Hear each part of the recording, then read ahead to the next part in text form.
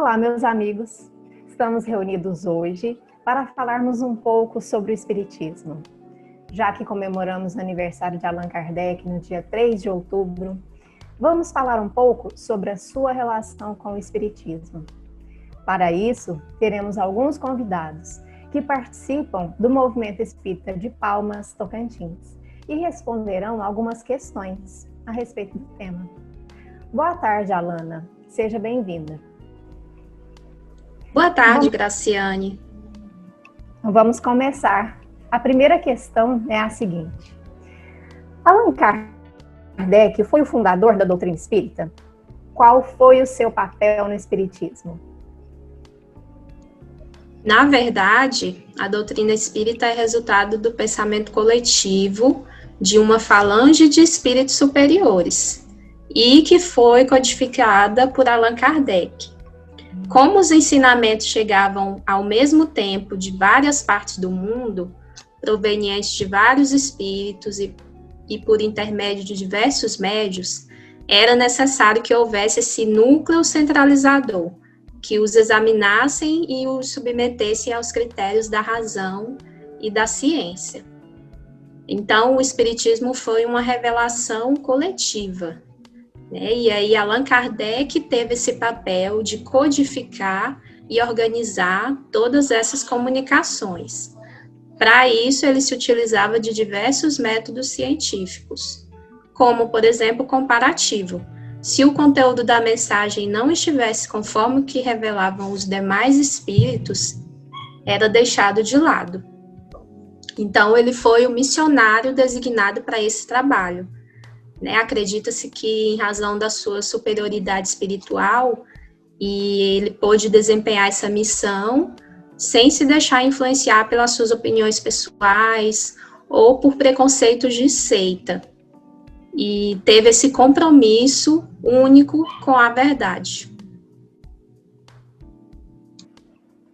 Isso, muito obrigada. Nós normalmente procuramos o criador da religião, né?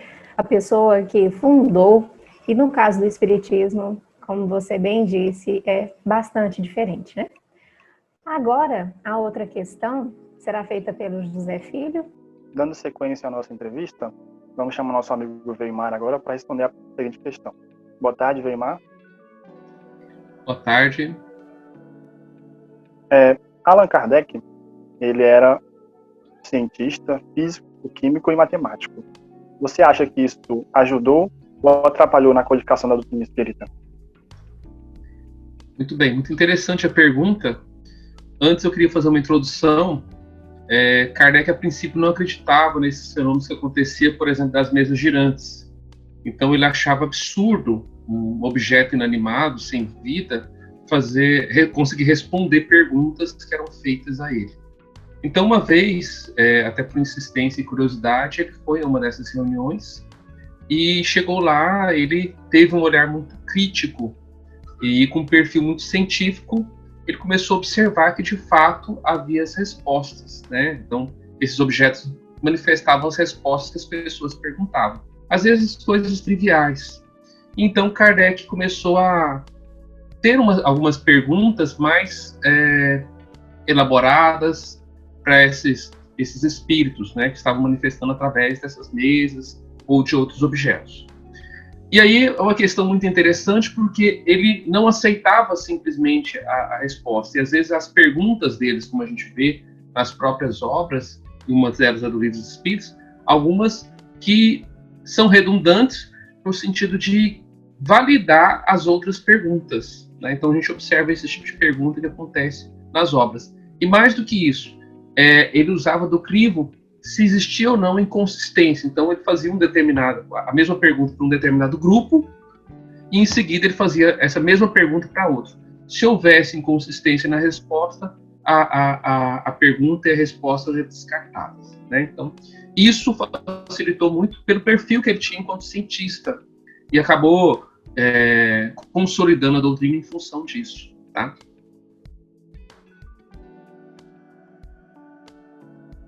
Muito obrigado, Weimar. Agora nós teremos um breve intervalo. Voltaremos daqui a pouco.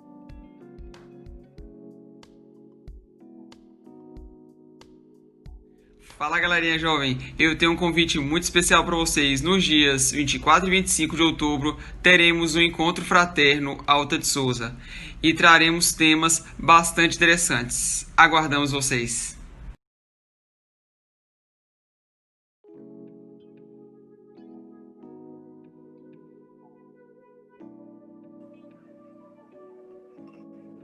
Voltamos agora com as nossas questões e a Patrícia responderá a esta próxima. Boa tarde, Patrícia. Boa tarde, Graciane. Obrigada por ter aceito o nosso convite. E a questão é a seguinte: como as obras de Allan Kardec chegaram ao Brasil? É uma pergunta bem interessante essa, né?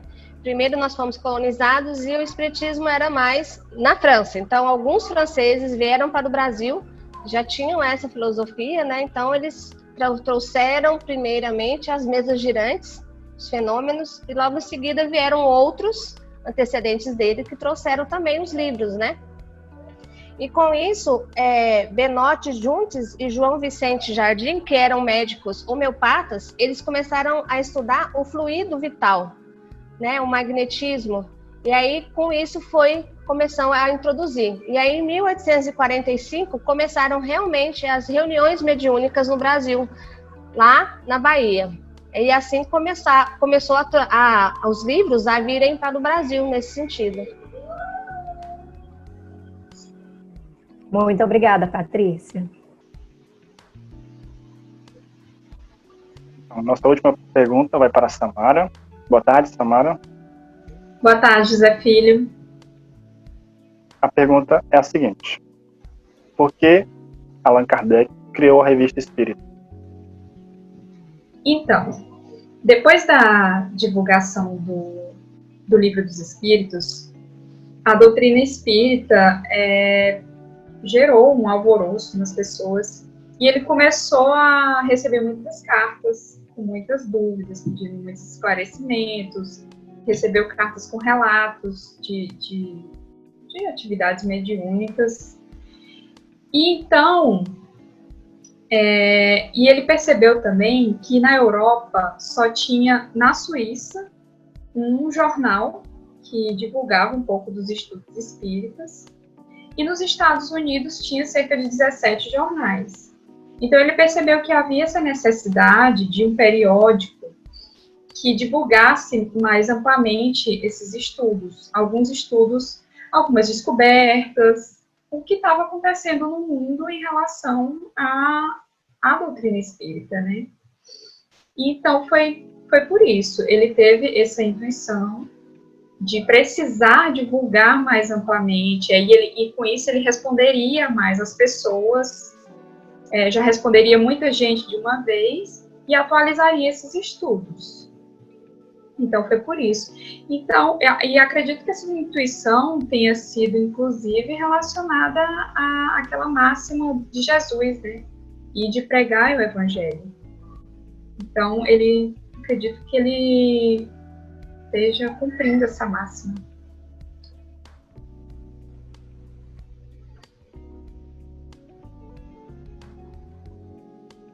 Ok, muito obrigado, Samara. Agora voltamos com a Graciane.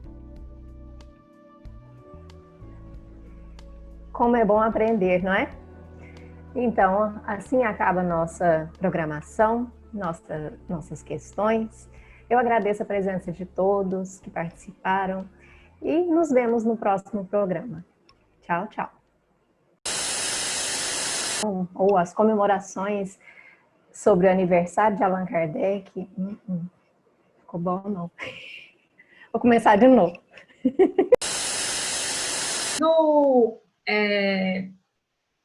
Que estavam não, corta tudo, que acabou. Tá horrível. Deixa eu começar de novo.